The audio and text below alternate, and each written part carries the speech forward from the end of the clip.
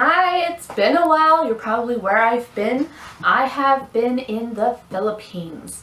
So why did I go to the Philippines? I went to the Philippines to help out at a children's home and in Banan. I'm sure I'm not saying it right, so all of my friends that are in the Philippines that are watching this are probably laughing because I'm not saying it right. But Banan, Philippines, and the children's home, I might have a link, and if you guys can make even like a $5 donation, I'm not trying to promote or push, I wasn't asked to, but if you can even make just a $5 donation to them, you have no idea the impact that they are making in children's lives.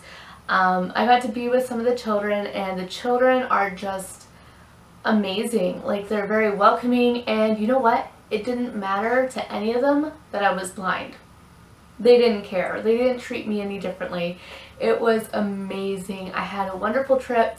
I did not get a tan because I'm allergic to the sun, and it was wonderful. I had a really good time, and I'm probably going to talk a little bit of what it was like traveling blind.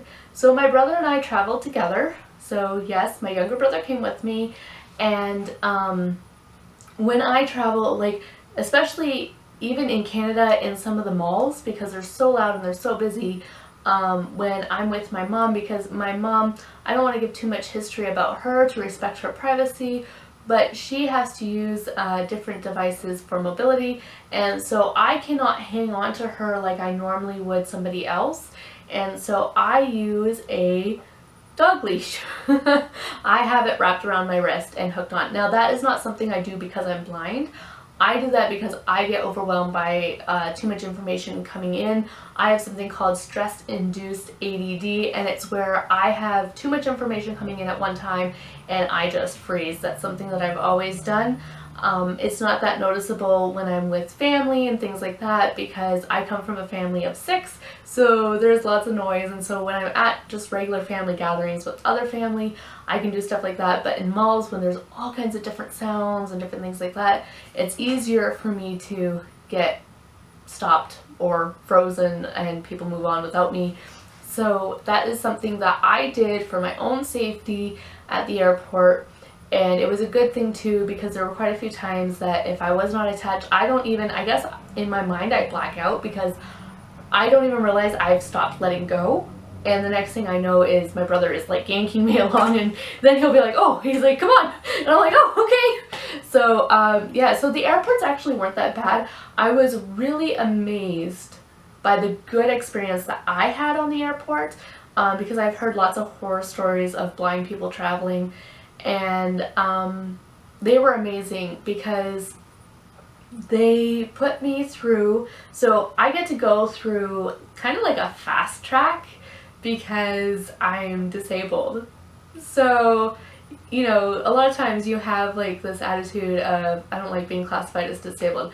You know what? I get flying perks. I'll be as disabled as you want me to be. So there was a fast track, so we didn't have to wait like really long at securities and things like that. We were able to get through pretty quick. And I was amazed at how courteous they are. Our government offices, Canadian government offices who are in a first world country should learn from these airports. Okay, I'm just leaving that there. But they were very considerate. My brother would go through, and then I would go through, and my cane would obviously beep, and they never attempted to just take it from me. They would say, okay, come through, and then they would ask to put that through their little x-ray machine, and they would ask me, they would say, can we take this and put this in the x-ray machine? So I was just totally shocked by that. That was amazing. And I was in the Philippines for 30 days, and I got my family some souvenirs. I brought back a souvenir. I don't even know if my camera will focus because my camera is weird. I still don't know how to work my new camera. I got a new camera for the trip. Hear how ridiculous this sounds. I got a new camera for the trip, and I think I got a total of 4 photos. Because I was so, like, I got so busy, I didn't even think to go and grab my camera. And so I do have some of us, like, when we're driving around, like, it's really hard. Keep in mind, it's really hard for me as a blind person to try and take pictures of things because I have my cane in one hand and I'm being led by the other. So yeah. So that's one instance I noticed for me that like guide dogs would probably be useful, because then your guide dog knows to follow whoever you tell it to follow, or you know, you're going along the path, you know what I mean, and then you can do stuff. So because of that, I didn't get a lot of photos. I would forget, but I do have a lot of traffic photos, and the traffic is insane. So as a blind person, I would have to say that if you're coming from another country to the Philippines, you're going to find it extremely different. Like the traffic, the weather. We went from our cold in the middle of winter in Canada to the hot of the Philippines. Now the Philippines, the time that we went, it was their winter, and now remember, I have lupus, and so I'm sensitive to the heat. So for me, there was a couple times where I just felt like the heat was too much, but like it wasn't too bad, because as long as you were getting a nice breeze, it was tolerable.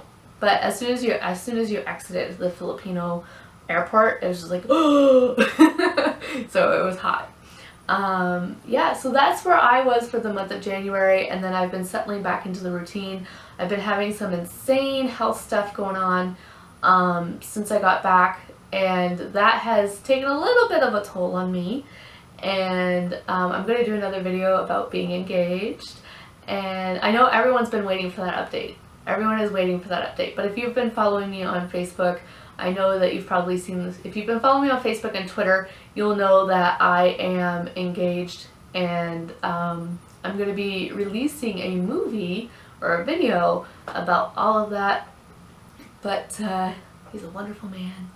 And yeah, so that's where I was. I was at the Philippines, and again, like, it was an amazing experience. If you're ever going on a holiday, I would recommend, instead of doing a holiday, help out at an orphanage. And when I say help out, I don't mean go there and just see the sights and just stay at the orphanage. I mean actually help out, like in the kitchen, or teaching a class, or, you know, even just spending time with each of the kids.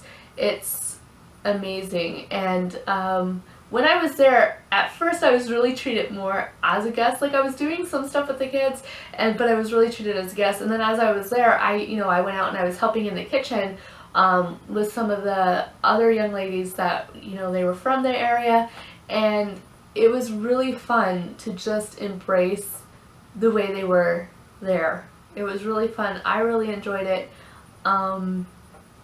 Yeah, it's amazing. I learned some Tagalog. I'm forgetting a lot of it because I'm not around it, but for me, I pick up languages really easy, so especially if I'm submersed into it, I'll understand it faster than I can speak it. So I can get to the point that I can keep up with a conversation with other people talking in a different language.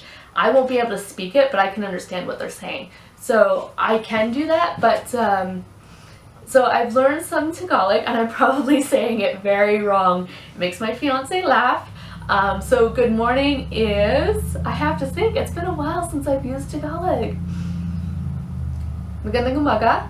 So I remember that. And then they're very specific. They have a good noon and then a good afternoon. So good noon is magandang tanghali, good afternoon is magandang hapon, and good evening is magandang gabi. And then I also learned a phrase of mahal kita, and that means love you, I love you. And then maraming mahal kita is I love you very much. And then there's I'm smiling, so now I can't pronounce anything. Maraming mahal kita, and that's like I love you very, very much. So I learned some love language. And yeah, so it was an amazing trip. And if I have some footage that can be salvaged, because I have some footage from being on the plane. Oh yes, when you get to security, you wait. So, because we go early, you check in early so that you won't be late for the flight. But it always sounds like whenever we were sitting and getting ready to go, it sounded like they were always calling people that were supposed to be there. And so I'm like, just leave without them. They know what time they're supposed to be here. But anyways, so once you check in, you wait forever and ever and ever and ever. And if my editing goes correctly, I inserted pictures. I was fooling around. I didn't actually fall asleep like that, but I took the opportunity. So the neck pillow was graciously provided by my friend and neighbor, Katie. I'm not going to say her whole name for privacy, obviously, But yes, so I had an amazing time. The Philippines is amazing. The Filipino people are so friendly, like really friendly. On the second airport, because we had to change flights in Taiwan, Taipei. I'm sorry.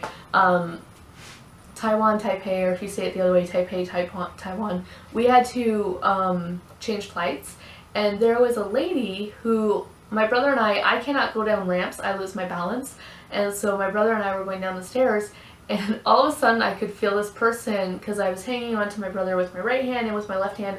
I use my cane in my left hand. I'm ambidextrous, and so like I primarily use my right hand, but for some reason the cane just takes off in my left hand. So I hang on to my brother with my right hand and I use my cane in my left hand, and all of a sudden there was like this person hanging onto my arm. And so I'm tugging on my brother. Now there was that strap like I was talking about attached. And so I'm like tugging on my brother because I don't know what's going on. And so I'm like tugging my brother and I'm like, James, James, James. And so James started laughing. So I was like, okay, whatever it is, it's fine. So we get going, and as we hit the bottom of the stairs, this person starts trying to pull me a different way than what my brother is doing. And it was actually a worker who, I guess they didn't really speak English, and if I remember correctly, the person that was with us said that they were like janitorial, like they were just janitorial staff, they weren't like higher up on the work scheme. But she saw me and wanted to get me to a chair so that I wouldn't be stuck standing and waiting while other people had a chair. And I thought, oh wow, that is amazing. I thought that was amazing. So I was really impressed with how friendly everybody was. The flight attendants were really friendly.